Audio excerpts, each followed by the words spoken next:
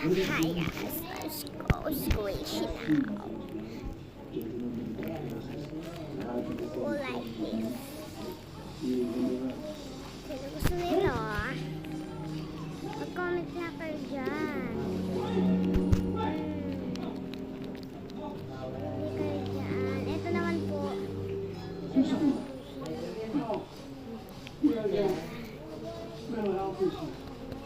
Gusto sa umaga. Ito siya sa gabi. Sa umaga. Ito yung panggabi. Ito pang umaga. Tatakpan nyo to pag umaga.